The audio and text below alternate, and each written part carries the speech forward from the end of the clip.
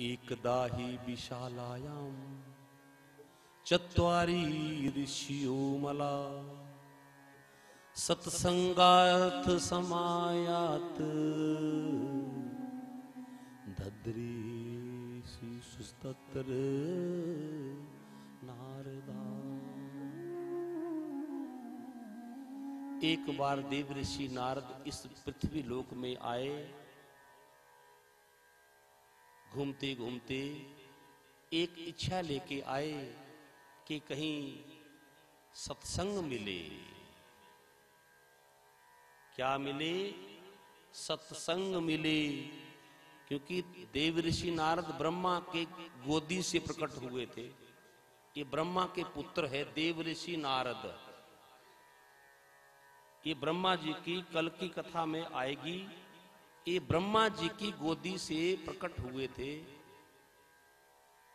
और इनके मुख से हमेशा नारायण नारायण, वीणा बजाते हुए नारायण नारायण। एक बार देव ऋषि नारद इस धराधाम पे आ गए जहां हम आप रहते हैं और क्या इच्छा थी कहीं सत्संग मिले, सत्संग मिले। लेकिन हुआ क्या? देव ऋषि नारद एक बार घूमते घूमते भ्रमण करते करते कहां निकल गए? विशाला एकदा ही विशालायाम, विशालापुरी। विशालापुरी यानी मैयाओं बद्रीनाथ में। बद्रीनाथ में देव ऋषि नारद पहुंचे और उनका संतों से मिलन हुआ। अगर आप कथा में आपका ध्यान होगा सच में तो ये ऐसे लगेगा ये कथा संतों की कथा है महाराज जी। ये संतों की वाणी है। ये बाबा ईश्वरदास की वाणी है और हमें संदेश उपदेश ना लगे, ये आज्ञा लगे मुझे भी आपको भी। देव ऋषि नारद का मिलन हुआ संतों से। कौन से संतों से? बद्रीनाथ में ये भी ब्रह्मा के मानस पुत्र है चार। सनक, सनंदन, सनातन, सनत कुमार। क्या नाम है बोलो? और चीजें तो तुम्हें बहुत याद है, ऐसा भी थोड़ा थोड़ा रखा करो। हमने इस सनातन को जीवित रखना है। ब्रह्मा जी के मानस पुत्र है सनक, सनंदन, सनातन, सरंत कुमार। इस संकल्प से प्रकट हुए थे। ब्रह्मा जी ने अभी संकल्प विचार किया। सृष्टि सृजन जब हुआ था तो ये चार और इनको कहा था ब्रह्मा जी ने जाओ सृष्टि का सृजन करो। इन्होंने कहा हम सृष्टि का सृजन नहीं करेंगे। क्या करेंगे? हम भजन करेंगे, आनंद लेंगे, भजन करेंगे हम। बाबा जाओ आशीर्वाद। और ऐसे कहा है आज भी सनकादि ऋषियों को ये 5 वर्ष के, हमेशा 5 वर्ष की इनकी आयु रहती है महाराज जी। आज भी ऐसे कहा है बद्रीनाथ में आज भी महापुरुषों को उनका दर्शन होता है 5 वर्ष की। और इनका ऐसे समय में मिलन हुआ जब बद्रीनाथ में सनकादि ऋषि भी घूम रहे थे और सनकादि ऋषि भी, ये जो 4 ऋषि है ये हर समय प्रभु के भजन में लीन रहते हैं। मान लो सत्संग इनकी खुराक है। विचार किया बाबा ने और बाबा जो है बैठकर जो है वो सत्संग सुनाने लगे। नीचे बैठे 3 बैठ गए और बाबा सत्संग जैसी सुनाने लगी। अचानक कहीं से देव ऋषि नारद को आते हुए भी देखा। सनकादि ऋषियों ने देखा, आहा हा। बाबा ने कहा, वारे अब तो और अच्छा सत्संग होगा, क्योंकि अब देखो 3 वैसे कम थे, आज मुश्किल होगा कोई एक आदमी बैठ के 3 को सुनाए, कहेगा नहीं भीड़ चाहिए भीड़। लेकिन उस समय ऐसा नहीं था, आज भी ऐसा नहीं होना चाहिए। श्रोता तो एक भी कोई परीक्षित जैसा हो, एक भी, तो कथा उसी भाव से उसी वेग में कथा चलती है। आते हुए देव ऋषि नारद को जब देखा, सनकादि ऋषियों ने कहा, आहा अब तो और भी आनंद हो जाएगा। लेकिन जब आते हुए क्या देखा और पूछ लिया, सनकादि ऋषियों ने कहा, कथम ब्रह्मं दीन मुखम कुतश्चिंता तुरु भवान। जब पास में आए, कौन आए पास में? देव ऋषि नारद। कहा, कथम ब्रह्मन् दीन मुखम कुतश्चिंता तुरु भवान त्वरितम गम्यतम कुत्रम कुताश्च गमनम तव। बाबा तुम कहां से आए और कहां जा रहे हो?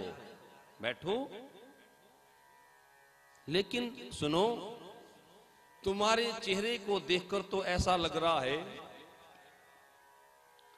तुम्हारे मुखमंडल को देखकर तो ऐसा लग रहा है कि जैसे तुम्हारे घर में कोई चोरी हो गई हो, ऐसा लग रहा है। बताओ, आप चिंता में लग रहे हो, क्योंकि संतों के पास वो धन नहीं होता जो चोरी हो जाए। संतों के पास और जो खर्च हो जाए और चोरी हो जाए, वो संतों का धन नहीं होता। आपका क्या चोरी हो गया? कौन कौन कौन कह रहे हैं? सनकादि ऋषि, मानो ईश्वर दास बाबा कह रहे हैं, तुम ऐसे कैसे हो गए? तुम चिंता में नजर क्यों आ रहे हो? तुम्हारी चिंता का क्या कारण है?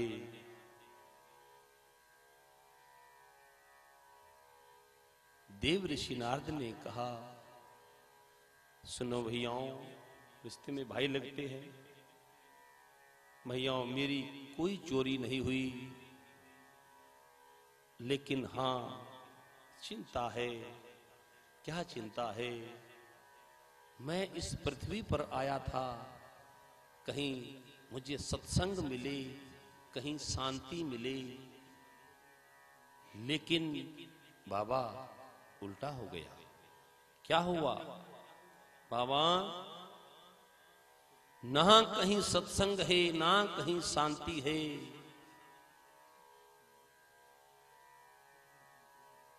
सुख तो है, लेकिन मैंने पूरा पृथ्वी लोक घूमा, हर जगह तीर्थों पे गया, मैंने कोई स्थान नहीं छोड़ा।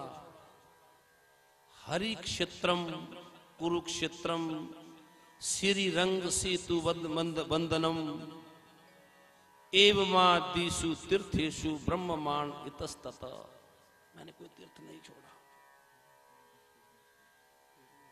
लेकिन सुनो, मुझे कहीं उस सुख शांति नहीं मिली। और आज भी अगर देखा जाए, अगर आपका कथा में ध्यान होगा, तो आज भी वैसा ही है, वर्तमान में भी ऐसा ही है। मैयाओं, धन तो है, घर में बोली भागवत भगवान की जय।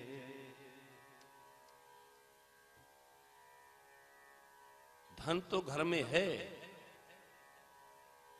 लेकिन शांति नहीं है। 5300 पूर्व पहले समय ये संत कथा सुना रहे हैं। आज बाबा ने कहा मुझे कोई चिंता नहीं है, मेरी अपनी चिंता कोई नहीं है, कुछ कोई चिंता नहीं है। ना मेरे घर में कोई चोरी हुई, ना हम ऐसा धन संग्रह करते जो चोरी हो जाए। बाबा का धन क्या होता है? बाबा का धन राधा राधा राधा राधा राधा, हमारो धन राधा श्री राधा श्री राधा। प्राण धन राधा राधा राधा राधा राधा, हमारो धन राधा श्री राधा श्री राधा। ओ प्रेम धन राधा राधा राधा राधा राधा, हमारो धन राधा श्री राधा श्री राधा। बोलिए राधा वल्लभ सरकार की जय।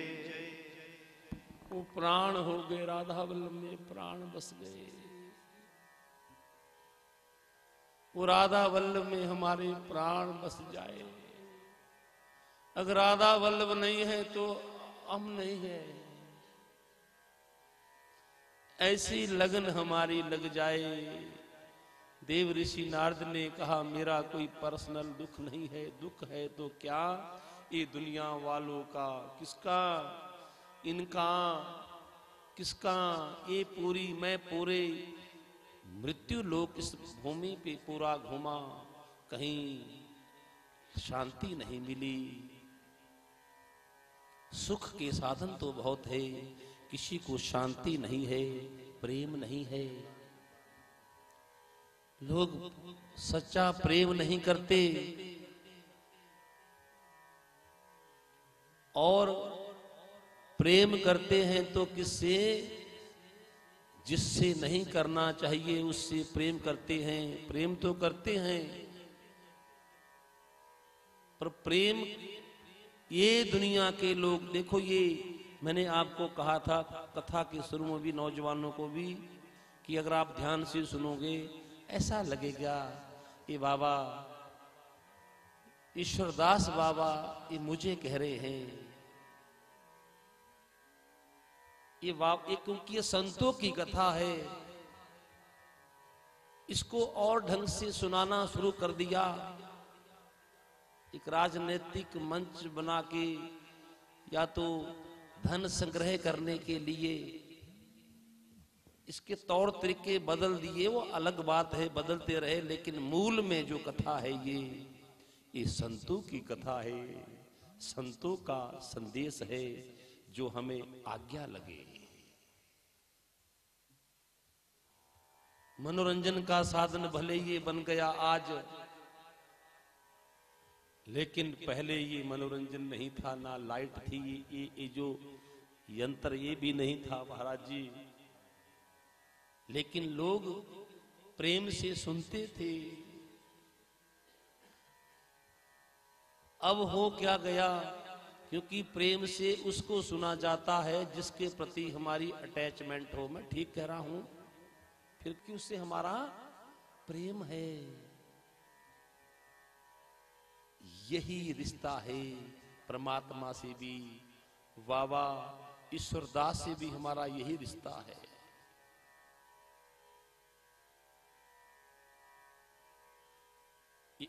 उन संतों की ही कथा है, वही संत सुनाएंगे और अपने कुटुंब परिकर को सुनाएंगे। चिंता हुई, देव ऋषि नारद ने कहा जब मैं पूरे धरती का भ्रमण किया, तीर्थों पे गया, गृहस्थियों के गया, कहीं शांति नहीं मिली। मैं घूमता घूमता, आप कह रहे हैं कि मेरा मुख मलिन क्यों है, चिंता में क्यों हो? संत की चिंता। संत की क्या चिंता है? वो मेरी, देवर्षि नारद ने सनकादि ऋषियों को कह रहे हैं, ऐ सनकादि ऋषियों, बड़े भैयाओं, ये चिंता है मेरी। फिर मैंने विचार किया, चलो